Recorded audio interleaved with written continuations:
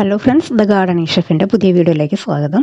ഇന്ന് ഞാൻ ഏറ്റവും സിമ്പിളായിട്ടും നല്ല പെർഫെക്റ്റായിട്ടും ടേസ്റ്റി ആയിട്ടും ചെയ്യാൻ പറ്റുന്ന ഉഴുന്നുവടയുടെ റെസിപ്പി ഷെയർ ചെയ്യാം. അതിന് വേണ്ടിയിട്ട് ഉഴുന്ന് 2-3 പ്രാവശ്യം നന്നായിട്ട് വാഷ് ചെയ്തതിന് ശേഷം വെള്ളമൊക്കെ ഇതുപോലെ ഒന്ന് ഡ്രെയിൻ ചെയ്തെടുക്കാം കേട്ടോ. അതിനുശേഷം ഒരു 2-3 ചെറിയ പീസ് ഇഞ്ചി കൂടി ചേർത്ത് കൊടുത്തിട്ട് വേണം മിക്സിയിലിട്ട് അരച്ചെടുക്കാനായിട്ട്. മിക്സിയുടെ നമ്മൾ തേങ്ങയൊക്കെ അരക്കണ അവിടെ ഒരു ഇടത്തരം ജാറുണ്ടല്ലോ, പൊടിക്കുന്ന ജാറല്ല, ആ ജാറിലേക്ക് ഇട്ട് ഒരു ട്രിപ്പായിട്ട് നമുക്ക് അരച്ചെടുക്കാം കേട്ടോ. ഇതിപ്പോൾ ഒട്ടും വെള്ളം ചേർക്കാതാണ് അരച്ചത്. ഇനിയിപ്പോൾ വെള്ളം നിങ്ങൾക്ക് ആവശ്യമായി വരികയാണെങ്കിൽ 2 ടേബിൾ സ്പൂണൊക്കെ വെള്ളം ചേർത്ത് അരക്കാം. ഇത് നല്ല ഇതുപോലെ ഒരുപാട് ഫൈൻ ആയിട്ട് അരക്കണം എന്നില്ല കേട്ടോ, കുറച്ചൊരു തരി ഉണ്ടെങ്കിലും കുഴപ്പമൊന്നുമില്ല. അപ്പോൾ പൾസ് ചെയ്ത് നമ്മളിതുപോലെ ഒരു ട്രിപ്പിൽ തന്നെ നന്നായിട്ട് അരച്ചെടുത്തിട്ടുണ്ട്. ഇനി നമ്മളിത് കൈ വെച്ചിട്ട് ഇതുപോലെ നന്നായിട്ടൊന്ന് ബീറ്റ് ചെയ്ത് കൊടുക്കണം. ഈ ഒരു പ്രോസസ്സ് മറക്കാതെ ചെയ്ത് കൊടുക്കുക. ഇതിലാണ് ഇതിൻ്റെ ഒരു ഫെർമെൻറ്റേഷനും ആ ഒരു ടെക്സ്ചറൊക്കെ കറക്റ്റ് ആയി വരുന്നത്. അങ്ങനെ കുറച്ച് സമയം നന്നായിട്ട് ബീറ്റ് ചെയ്തതിന് ശേഷം ഇതിലേക്ക് 1 ടേബിൾ സ്പൂൺ വറുത്ത അരിപ്പൊടി ചേർത്ത് കൊടുക്കുക.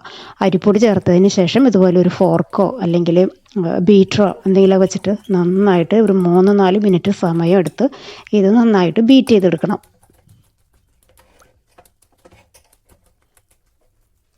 ഇത് ഞാൻ നന്നായിട്ട് ബീറ്റ് ചെയ്യുമ്പോൾ തന്നെ ഇതിൻ്റെ ക്വാണ്ടിറ്റി ഇങ്ങനെ കൂടി വരുന്നതായിട്ട് നമുക്ക് കാണാം. നല്ല ഫ്ലഫി ആയിട്ട് വരും കേട്ടോ. ഇത്രയും മതി. ഇനി ഇത് നമുക്ക് അടച്ചു വയ്ക്കാം. ഒരു 3/4 മണിക്കൂറൊക്കെ കഴിയുമ്പോഴേക്കും കണ്ടോ, ഇപ്പോൾ നമ്മൾ വച്ചതിലൊക്കെ ക്വാണ്ടിറ്റി കൂടിയിട്ടുണ്ട്. അത് അങ്ങനെ നമ്മൾ എടുക്കുമ്പോഴേക്കും നമ്മുടെ വിരലിലേക്ക് ഇങ്ങോട്ട് പൊങ്ങി പോരുന്ന ആ ഒരു കൺസിസ്റ്റൻസി ഉണ്ടല്ലോ, പഞ്ഞ് പോലെ ഇരിക്കും കേട്ടോ. നല്ല ഫെർമെൻറ്റേഷനായിട്ട് വരും. ഇനി ഇതിലേക്ക് സവാള അല്ലെങ്കിൽ ചെറിയ ഉള്ളി ചെറുതാക്കി എരിഞ്ഞത്, ഒരു ചെറിയ പീസ് ഇഞ്ചി, കറിവേപ്പില, പച്ചമുളക് ഇത്രയും കൂടി ചേർത്ത് കൊടുക്കുക. എല്ലാം നല്ല പൊടിയായിട്ട് അരിയാം കേട്ടോ. അതുപോലെ തന്നെ കുറച്ച് കുരുമുളക് ചതച്ചത് കൂടി ചേർത്ത് കൊടുക്കുന്നുണ്ട്. ഇനി ആവശ്യത്തിനുള്ള ഉപ്പ് ചേർത്ത് കൊടുക്കുക. പിന്നെ ഇതിലേക്ക് ഞാൻ ഒരു മെയിൻ സീക്രട്ട് ഇൻഗ്രീഡിയൻ്റ് എന്ന് പറഞ്ഞിട്ടുണ്ടെങ്കിൽ നമ്മുടെ സാമ്പാർ പൊടിയാണ് കേട്ടോ. ഞാനത് ഇതിലേക്ക് ഇട്ടതിന് ശേഷമാണ് മനസ്സിലായത് ഇത് വീഡിയോ റെക്കോർഡിലല്ലായിരുന്നു. സാധാ സാമ്പാർ പൊടി ഉണ്ടല്ലോ, നമ്മൾ ഹോം മെയ്ഡോ പുറത്തുനിന്ന് വാങ്ങണ ഏത് സാമ്പാർ പൊടിയായാലും മതി, ഒരു 1/4 ടീസ്പൂൺ മാത്രം ചേർത്ത് കൊടുത്താൽ മതി. നല്ലൊരു സ്പെഷ്യൽ ടേസ്റ്റും സ്മെല്ലൊക്കെ കിട്ടും കേട്ടോ ഉഴുന്നോടെ ഉണ്ടാക്കുന്ന സമയത്ത്. ഇത് എല്ലാം കൈവച്ച് നന്നായിട്ട് മിക്സ് ചെയ്യുക. നമ്മൾ ചേർത്ത എല്ലാ ഇൻഗ്രീഡിയൻസും നന്നായിട്ടൊന്ന് മിക്സായിട്ട് വരണം. ഇതുപോലെ നമ്മൾ ബോളാക്കി എടുക്കുന്ന സമയത്ത് നമ്മുടെ കയ്യിൽ അങ്ങനെ കയ്യിൽ നിന്ന് ഊർന്നു പോകാത്ത രീതിയിൽ ഉള്ള ആ ഒരു ടെക്സ്ചറിലേക്ക് ആക്കിയെടുക്കുക. ഇനിയിപ്പോൾ ഇത് ഫെർമെൻറ്റേഷന് വേണ്ടിയിട്ട് വെയിറ്റ് ചെയ്യുന്ന ആവശ്യമില്ല കേട്ടോ. ഓയിൽ ചൂടാക്കുക. വെളിച്ചെണ്ണ, സൺഫ്ലവർ ഓയിലോ ഏതായാലും മതി. ഒരല്പം വെള്ളം ഇങ്ങനെ എടുത്ത് വെക്കാം. എന്നിട്ട് നമ്മളിങ്ങനെ കൈ നനച്ചതിന് ശേഷം ഒരു മീഡിയം സൈസിലുള്ള ചെറിയ ബോൾ എടുത്തിട്ട് ഇതുപോലെ നടുവിലൊരു ഹോളിട്ട് കൊടുക്കുക. എന്നിട്ട് ഓയിൽ നന്നായിട്ട് ചൂടായിട്ടുണ്ടാവണം കേട്ടോ. ഹൈ ഫ്ലെയിമിൽ തന്നെ വെച്ചിട്ട് ഇട്ട് കൊടുക്കുക. 2-3 വെച്ച് നമുക്ക് ചെയ്തെടുക്കാം. പക്ഷേ ഉഴുന്നോടെ എപ്പോഴും നല്ല ഡീപ്പായിട്ട് ഓയിലിൽ മുങ്ങിക്കിടന്ന് ഫ്രൈ ആകുമ്പോഴാണ് നല്ല ടേസ്റ്റ് ഉണ്ടാവുള്ളൂ. അത് തന്നെ നമുക്ക് ഇങ്ങനെ ഓയിൽ ഇതിൻ്റെ മുകളിലേക്കൊക്കെ ഇത്തിരി കോരി ഒഴിക്കണം എന്നുണ്ടെങ്കിൽ ഓരോന്നോരോന്ന് ചെയ്തെടുക്കുമ്പോഴായിരിക്കും നമുക്ക് ഒരു എളുപ്പത്തിൽ ചെയ്യാൻ പറ്റുന്നതും പെർഫെക്റ്റായിട്ട് കിട്ടുന്നതും. ഇനി ഫ്ലെയിം അഡ്ജസ്റ്റ് ചെയ്ത് വെക്കണം. കുറച്ച് സമയം ഒന്ന് ലോ ഫ്ലെയിമിലിട്ട് അകമൊക്കെ നന്നായിട്ടൊന്ന് കുക്കാകാൻ വേണ്ടിയിട്ട് വെയിറ്റ് ചെയ്യണം. അങ്ങനെ തിരിച്ചും മറിച്ചുമൊക്കെ ഇട്ട് ഇതുപോലെ നല്ലൊരു കളറായി കഴിയുമ്പോൾ ഫ്ലെയിം കൂട്ടി വെച്ചതിന് ശേഷം ഓയിലിൽ നിന്ന് മാറ്റുക. പൊട്ടും എണ്ണ കുടിക്കാതെ നമുക്ക് കിട്ടും. അപ്പോൾ അങ്ങനെ നമ്മൾ ആദ്യം ഇട്ടത് റെഡി ആയിട്ടുണ്ട്, അത് മാറ്റി വയ്ക്കുക.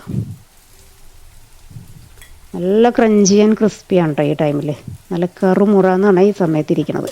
ഇനി ഇതുപോലെ തന്നെ മറ്റുള്ളതും ചെയ്തെടുക്കുക. ഓരോ ബോൾ ഇടുന്നതിന് മുമ്പായിട്ട് കൈ ചെറുതായിട്ടൊന്ന് നനച്ച് കൊടുക്കുക. അതുപോലെ നമ്മൾ ഈ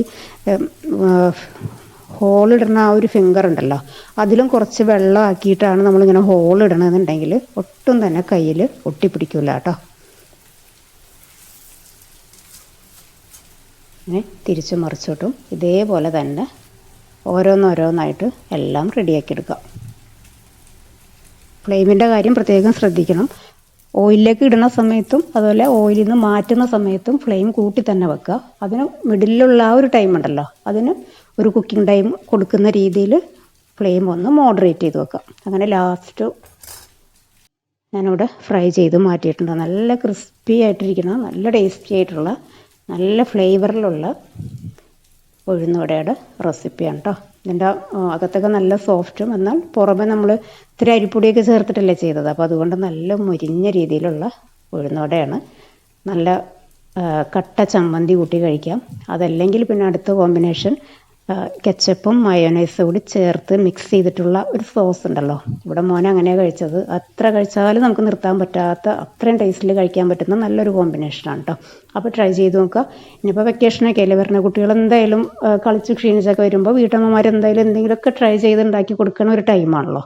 അങ്ങനെ ചെയ്യുന്ന സമയത്തൊക്കെ നിങ്ങൾക്ക് ട്രൈ ചെയ്യാൻ പറ്റുന്ന നല്ലൊരു റെസിപ്പിയാണ്. അപ്പോൾ വീഡിയോ കണ്ടുകൊണ്ടിരിക്കുന്ന സമയത്ത് വീഡിയോ ഇഷ്ടപ്പെടുകയാണെങ്കിൽ മറക്കാതെ തന്നെ ഒന്ന് ലൈക്ക് ചെയ്യുക. അതുപോലെ കമൻറ്റ് ബോക്സിൽ കമൻറ്റ് അറിയിക്കുക. താങ്ക്